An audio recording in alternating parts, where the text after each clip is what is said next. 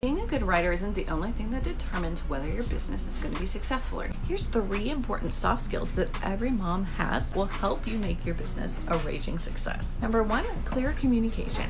This is super important when it comes to dealing with clients, but also with other people in your network, so that people can tell who you are, what you do, and who you serve. And let's be real, you have to be a great communicator in your everyday mom life as well. If it ain't clear, they ain't doing it. Am I right? Number 2, adaptability. You've got to be willing to think and act on the fly, because your clients might change their mind. They want to shift. They might want to try a different hook or angle, and you got to be ready to roll with the punches. But that's not going to be a problem for you because you've got kids, and we all know that nothing ever really goes as planned. Number 3, problem solving. There's no such thing as a perfect day. And if there is, we suddenly start wondering, wow, this is too good to be true. As moms, we operate on our toes all the time.